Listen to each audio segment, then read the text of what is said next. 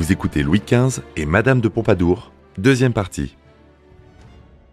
Le style associé à l'Europe du XVIIIe siècle est appelé rococo. L'art, en constante évolution, reflète les idées et les aspirations de son époque. Ce nouveau courant reflète la réaction aux règles rigides établies par Louis XIV.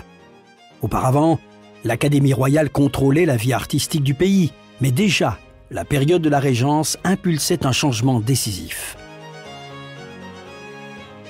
Le rococo ressemble au théâtre baroque, mais à une échelle plus petite, plus intime et plus légère. Les paysages et la peinture de genre deviennent à la mode et on voit apparaître un courant de sensualité raffinée. Parmi les premiers peintres de ce style, jugés décadents, on trouve Antoine Watteau et François Boucher. Leur modèle est le peintre flamand Pierre-Paul Rubens, en lequel ils trouvent tout ce que l'Académie désapprouvait: couleurs, lumière, mouvement et un plaisir évident de la vie. Antoine Watteau est un grand coloriste, connu pour avoir créé un genre bien personnel qu'on appelle les fêtes galantes. Ce sont des scènes charmantes, idylliques et bucoliques, baignées d'une atmosphère théâtrale empruntée à la comédie italienne. François Boucher a la chance d'être sous la protection de l'illustre Madame de Pompadour. Boucher et Watteau captent l'esprit de la société parisienne, où les nobles se plaisent à jouer la comédie, comme si leur vie était aussi insouciante que celle du berger et de la bergère représentés dans les tableaux. Jean-Honoré Fragonard est, quant à lui, un maître de la fin du mouvement rococo. La demande des mécènes de la cour de Louis XV l'amène à se tourner pour un temps vers ces scènes d'amour et de volupté auxquelles son nom est associé. D'autres artistes remarquables traversent l'époque, tels les portraitistes de la cour, Louis-Michel Vanloo, Maurice Quentin de la Tour et Jean-Marc Nattier. Les premiers peintres du roi sont François Lemoine et Charles-Antoine Coypel. L'essor de l'art rococo, au cours de la première moitié du siècle, reflète l'esprit de la noblesse et sa liberté retrouvée. Madame de Pompadour, grande ambassadrice de ce courant, contribue à créer en 1740 la manufacture de Sèvres. Cette porcelaine tendre, ornée de fleurs délicates aux couleurs inédites comme le bleu roi ou le rose Pompadour, devient rapidement la référence de l'élégance domestique. Madame de Pompadour, c'est la création de la porcelaine de Sèvres. Martial Desbrief, écrivain. C'est le renouveau de la porcelaine de France. Mais c'est aussi des châteaux qu'elle achetait, qu'elle rénovait, qu'elle revendait avec beaucoup de bénéfices. Crécy, Champs-sur-Marne, Ménard, la Selle-Saint-Cloud. Le roi lui avait offert tout simplement un petit hôtel particulier qui était appelé à devenir l'Élysée, la résidence des présidents de la République. C'est d'ailleurs la première fois que l'Élysée fera des bénéfices, puisqu'elle l'avait acheté 100 000 livres, elle l'a rénové pour 100 000 livres et elle l'a revendu 750 000. C'est une femme d'affaires étonnante qui va finalement gérer son petit monde d'une façon très intelligente et avec beaucoup de tact. Mozart n'a que 6 ans quand, lors d'une tournée européenne organisée par son père Léopold, il est invité à jouer à Versailles en compagnie de sa sœur Nannerl. Madame de Pompadour s'empresse alors d'accueillir en son salon les enfants prodiges. Dans ses correspondances, Léopold décrit ainsi la marquise. Elle a dans le visage, et surtout dans les yeux, quelque chose d'une impératrice romaine. Elle est pleine d'orgueil, et c'est elle qui régente tout ici. Dans la juste lignée de ses prédécesseurs baroques, une nouvelle génération de compositeurs développe une écriture musicale maîtrisée, équilibrée et élégante. Cette période, qui débute vers 1750-1780 et perdure jusqu'aux années 1830, est qualifiée de classique. L'apogée de ce courant révèle la suprématie de l'école allemande, personnifiée par les très illustres Mozart, Haydn et Beethoven, la trinité classique viennoise. La marquise de Pompadour affermit peu à peu son influence à la cour. Elle manœuvre pour faire entrer au conseil du roi des membres du parti philosophique. Un nouveau monde est en marche, armé d'une liberté de conscience, d'opinion et d'expression. À la mort de son principal ministre, le cardinal de Fleury en 1743, Louis XV annonce son intention de gouverner seul. Il assume alors l'exercice du pouvoir au moment où la France est sur le point d'entrer en guerre. Louis XV n'est pas plus fainéant que Louis XIV, bien au contraire. Quand on regarde les carnets de présence de Louis XV dans son bureau, on voit très bien que Louis XV est un homme qui travaille, qui est au travail et qui n'est pas toujours en train de prendre du plaisir. On a aussi quelquefois eu tendance un petit peu à nourrir cette image d'homme axé sur les plaisirs. Louis XV va bientôt pouvoir montrer l'étendue de ses talents politiques et stratégiques. En 1740, l'empereur Charles VI, chef de la maison de Habsbourg et du Saint-Empire romain germanique, meurt subitement. Les circonstances sont alors réunies pour qu'un conflit éclate en Europe. Louis XV n'est pas un homme belliqueux, mais cette guerre de succession d'Autriche concerne toutes les grandes puissances, et la France doit choisir son camp. Charles VI va laisser à sa fille, Marie-Thérèse, un empire énorme. Et évidemment, ça suscite l'appétit des pays voisins. Alors la France est alliée à l'Espagne et à la Prusse, tandis que l'Autriche a comme alliés l'Angleterre et les Provinces-Unies. Frédéric II de Prusse et la fille de Charles VI, Marie-Thérèse, se disputent bientôt la province de Silésie. Les Britanniques rejoignent l'Autriche, et la France voit là l'occasion de briser l'alliance de l'Autriche avec le Saint-Empire et la Prusse. Louis XV remporte une série de victoires importantes. La bataille de Fontenoy, le 11 mai 1745, reste dans les mémoires comme l'une des grandes victoires françaises décisives contre les Britanniques.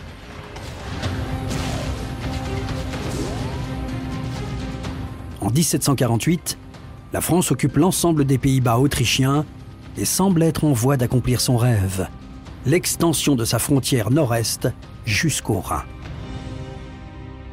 Madame de Pompadour a joué un rôle important dans les décisions du roi, militairement. Michel de Decker, écrivain d'histoire. Puisqu'elle a provoqué l'alliance du roi avec la Prusse contre l'Autriche, bien sûr. Et à partir de ce moment-là, la France ne s'étant pas, comment dirais-je, comportée en patrie victorieuse, eh bien Louis XV commence d'être un petit peu décrié par les citoyens. La guerre de succession d'Autriche va être terrible. Martial Desbriefs, écrivain. Et va se terminer en 1748 par le traité d'Aix-la-Chapelle.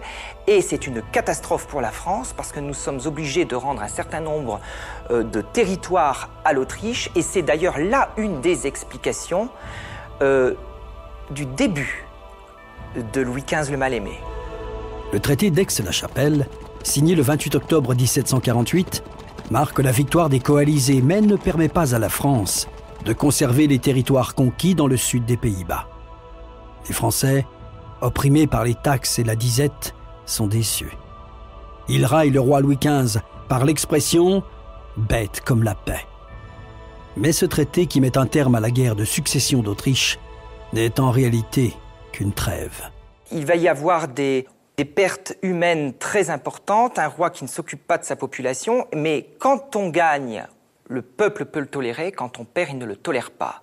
Et donc cette image que l'on va avoir de Louis XV va s'effriter dans le temps à cause des pertes militaires.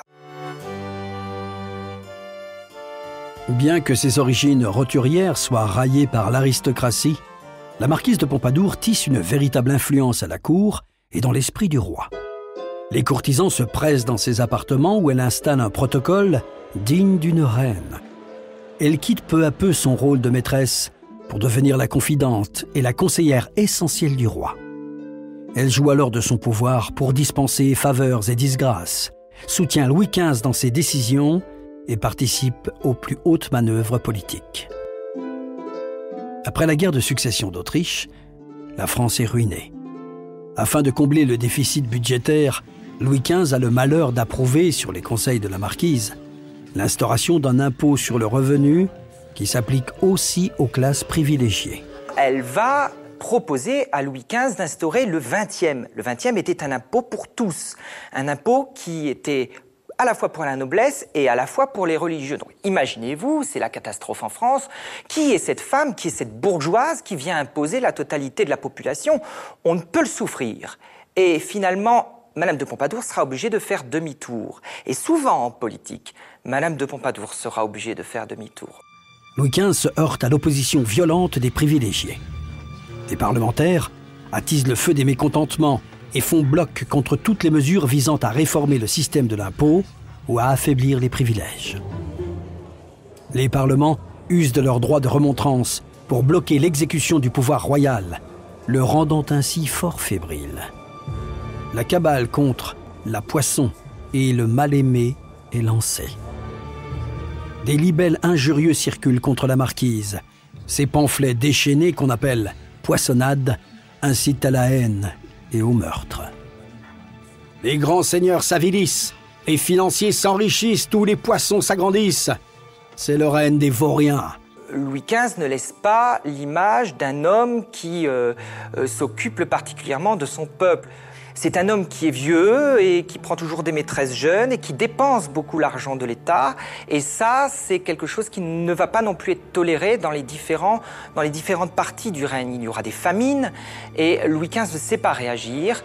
Le royaume est au bord de la guerre civile quand Robert-François d'Amiens manque d'assassiner le roi le 5 janvier 1757. Louis XV survit, mais il sombre dans une humeur noire. Le garde des Sceaux, Machaut d'Arnouville, recommande alors au souverain d'éloigner sa très impopulaire maîtresse. Mais c'est l'homme d'État qui disparaît dans les limbes de la disgrâce. Sur cet échiquier politique extrêmement mouvant, la Pompadour a su, elle, se rendre indispensable au roi. Elle entraîne ainsi à la tête de l'État Étienne François de Choiseul, un habile politique qui va devenir l'homme le plus puissant du royaume. On a souvent parlé de l'influence politique de Madame de Pompadour, pas en bien d'ailleurs. C'est vrai que c'est elle qui est responsable de l'avènement de Choiseul à l'État, mais elle n'a pas fait et défait les ministres comme on l'a si souvent dit. Non, Madame de Pompadour est une femme qui prend des décisions souvent très justes, qui va tirer un petit peu les ficelles, mais pas autant que cela au niveau politique. Les luttes de pouvoir au sommet de l'État, les velléités d'indépendance des parlements, le mécontentement populaire et la montée des forces antimonarchiques menacent la stabilité de la couronne. Mais dès 1756, un autre conflit se dessine, cette fois à l'échelle mondiale. Après avoir conclu la paix avec l'Autriche, le roi veut que son royaume connaisse enfin la paix. La France se bâtit donc un empire dans les Indes et au Nouveau Monde, et ne cherche plus à s'emparer des territoires de ses voisins. Pourtant, en 1755, l'Angleterre attaque la France, déclenchant un conflit colonial. Au même moment, au sein de la vieille Europe, l'impératrice Marie-Thérèse d'Autriche regarde vers la précieuse Silésie qu'elle veut reconquérir. Mais Frédéric II de Prusse s'avère être un puissant ennemi. Marie-Thérèse envoie donc son ambassadeur courtiser la marquise de Pompadour et lui souffler qu'un rapprochement entre Bourbon et Habsbourg est possible. Des négociations secrètes commencent. Mais Louis XV se montre d'abord réticent. La trahison de Frédéric II, qui s'allie aux Anglais en 1756, le décide à se rapprocher de Marie-Thérèse pour signer un accord défensif d'assistance mutuelle. Les alliances sont renversées. À la cour de France, cette nouvelle entente est très critiquée. On accuse la marquise de s'être laissée flatter par l'impératrice, qui l'appelle « ma cousine ».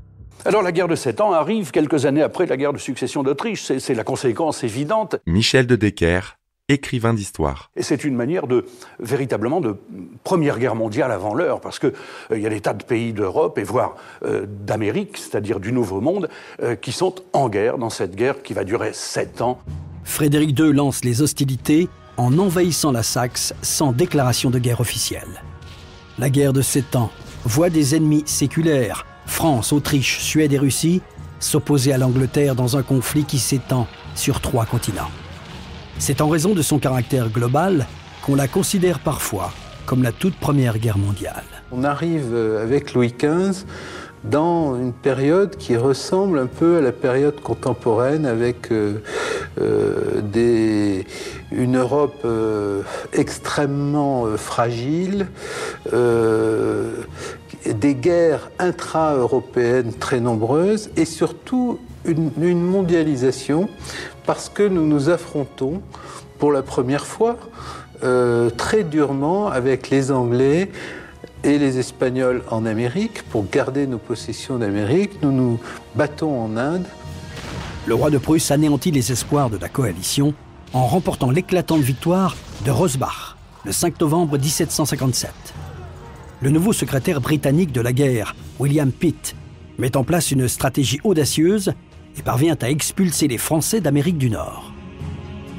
La Pompadour refuse de décevoir ses alliés impériales, Marie-Thérèse d'Autriche et Élisabeth Ier de Russie, et les hostilités se poursuivent entre Frédéric II et celle qu'il surnomme les trois illustrissimes putains. La mort de l'impératrice de Russie en janvier 1762 change la donne. Son successeur, Pierre III, est un fervent admirateur de Frédéric II. Il se désengage de la coalition et signe la paix avec la Prusse. La France, évidemment, ne se sortira pas brillamment puisque les Anglais vont pas nous anéantir, hélas, mais récupérer toutes les colonies ou presque que nous avions au Nouveau Monde. Et c'est à la suite aussi de ça que la langue française, qui était la langue la plus parlée au monde, va être écrasée par la langue anglaise puisque les Anglais s'installent un peu partout là où nous avions nos colonies. En 1763, la quasi-totalité de l'empire colonial français en Inde et en Amérique revient à l'Angleterre. Ruinée et humiliée, la France n'a plus d'autre choix que de signer le désastreux traité de Paris le 10 février 1763, par lequel elle renonce à ses colonies d'Amérique du Nord pour récupérer la Martinique, la Guadeloupe et Sainte-Lucie. Ces précieuses îles à sucre constituent le cœur du très prolifique commerce triangulaire français. Nantes est le premier port négrier du royaume. Au XVIIIe siècle, on dénombre 1300 bateaux qui transportent environ 1,1 million d'esclaves. Malgré l'esprit des Lumières, beaucoup d'intellectuels possèdent des terres antillaises ou, comme Voltaire, figurent au rang des actionnaires de négriers. Un navire de 250 tonnes peut transporter 500 esclaves qui, avant d'être vendus dans les colonies, sont attachés et entassés dans la cale durant les 66 jours que dure le terrible passage du milieu, celui de l'Atlantique. Après la guerre de 7 ans, les pertes territoriales ne font qu'amplifier le mécontentement. Le siècle des Lumières a appris au peuple à penser par lui-même, et la parole devient sa nouvelle arme. Banquiers, avocats, marchands, écrivains, acteurs, artisans et artistes commencent à diffuser plus largement leurs opinions. Les critiques fustigent un gouvernement faible et corrompu et s'attaquent aux détenteurs de privilèges. L'autorité royale est mise à mal et le roi est désacralisé. Au conflit politique s'ajoute un affrontement religieux qui destitue l'ordre jésuite en France et révèle que l'unité spirituelle du royaume est bel et bien rompue. Il y a une phrase terrible de l'historien Jules Michelet, Jean-François Beige, écrivain, qui dit « Après Voltaire et Rousseau, de toute façon, la révolution était faite. » C'est-à-dire qu'il y avait eu quelque chose qui s'était débloqué dans les esprits. Il y avait eu des livres qui s'étaient beaucoup vendus. On peut rajouter aussi Montesquieu et sa théorie des pouvoirs, qui est plus du tout la théorie, nous éloigne complètement de la monarchie médiévale, son analyse de la monarchie constitutionnelle britannique.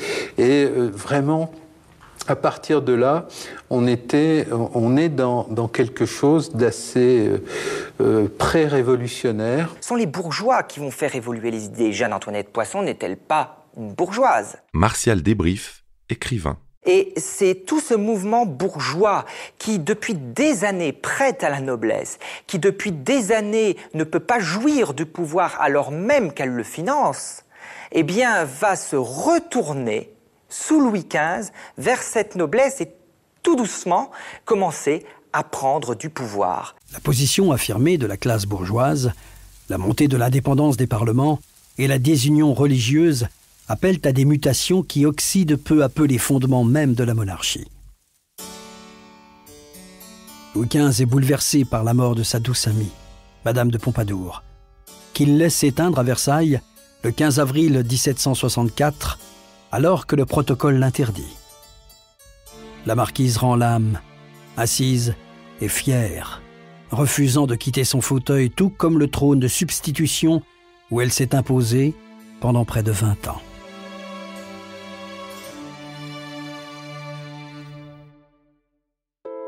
Choiseul, l'ami de la Pompadour, dirige à présent la politique de la France. en véritable vice-roi. Le duc rattache la Lorraine au royaume en 1766, achète la Corse à la République de Gênes en 1768, réorganise l'armée et la marine et crée le port militaire de l'Orient. Mais son obsession reste que la France redevienne une grande puissance coloniale. En 1770, le roi, qui ne veut pas d'une autre guerre, est irrité d'apprendre que son ministre projette de défendre l'Espagne contre l'Angleterre dans un conflit au sujet des îles Falkland. Choiseul poursuit néanmoins sa propre stratégie dans le but de restaurer la puissance française. Des documents révèlent qu'il se sert d'un réseau d'espions pour mener des négociations secrètes. Tout cela en vain. Comme le veut le jeu de cour, il est évincé par Madame du Barry, nouvelle favorite royale en titre après la mort de la Pompadour. Pendant le règne de Louis XV, les parlements s'agitent. Michel de Decker, écrivain d'histoire. Les parlements gigotent un peu. Un des ministres de Louis XV, qui s'appelle M. de Maupoux, essaye de les brimer, de les exiler. Donc le Parlement commence à vouloir se manifester vigoureusement, ce qui annonce évidemment les temps plus chauds par la suite. Dans les dernières années du règne de Louis XV, le message est clair et fort. Le pays a besoin de réformes politiques, religieuses et économiques radicales. Le duc d'Aiguillon, le chancelier de Maupoux et l'abbé Terray engagent en vain une politique de répression contre les parlementaires pour restaurer l'autorité du roi. On tente de nouveau d'imposer les classes privilégiées ou exemptées de taxes. Mais le système va perdurer sans connaître aucune réforme jusqu'à la Révolution française. La Révolution française est une révolution de bourgeois. Ce n'est pas une révolution populaire. La Révolution française, si on veut l'expliquer, il faut remonter au règne de Louis XIV pour bien la comprendre. Car ce n'est pas, si vous voulez, un divorce avec une simple signature au bout d'une page, la Révolution française. C'est un énorme mouvement qui a des explications de plusieurs décennies, avec un peuple opprimé depuis des décennies, avec des gens qui veulent évoluer depuis des décennies, et surtout avec une bourgeoisie qui n'attend qu'une chose, c'est de renverser la noblesse et de prendre le pouvoir. Après l'absolutisme du roi Soleil, l'avènement de Louis XV a permis à l'espoir de renaître. Le surnom affectueux de bien-aimé, décerné au début de son règne quand il était beau, jeune, et que le pays vivait en paix, s'érode en même temps que la confiance de son peuple. Ce souverain, qui n'était pas destiné à régner, a certainement manqué de confiance et de fermeté. Sa fidèle et sincère amie, Madame de Pompadour, est restée à ses côtés pour le soutenir dans toutes ses décisions. Considérée comme une des femmes les plus influentes de l'histoire de France, elle a su résister à de nombreux ennemis et aux plus violentes cabales dirigées contre sa personne et celle du roi. Marquise des arts et immense mécène, elle a largement contribué au développement culturel et au rayonnement artistique de la France. Louis XV a régné pendant une période de changement radical des idées politiques, sociales et intellectuelles. L'aube d'une société nouvelle se dessine. Le monde évolue et réclame une nouvelle forme de pouvoir qui déstabilise les fondements même de la société d'Ancien Régime. 59 années de règne, parsemées de guerres inutiles, de défaites trop nombreuses, alliées à une gouvernance maladroite et à la montée des idées progressistes des Lumières, ont profondément atteint le prestige de la couronne.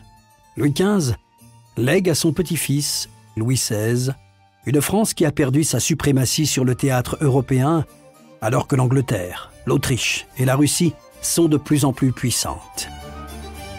Le déclin de l'autorité royale va bientôt faire le lit de la Révolution française et donner raison à ces quelques mots prophétiques lancés par Voltaire.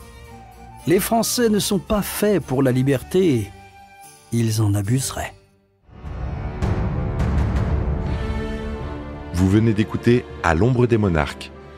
Si vous avez aimé ce podcast, vous pouvez vous abonner sur votre plateforme de podcast préférée et suivre Initial Studio sur les réseaux sociaux. À l'ombre des monarques est un podcast coproduit par Initial Studio et Merapi, adapté de la série documentaire audiovisuelle Les Rois de France, produite par Merapi. Cet épisode a été écrit par Thierry Bruand et Dominique Mougenot. Il a été réalisé par Catherine Mignot. Production exécutive du podcast Initial Studio. Production éditoriale, Sarah Koskiewicz et Mandy Lebourg, assistée de Sidonie Cotier. Montage, Johanna Lalonde, avec la voix de Morgane Perret.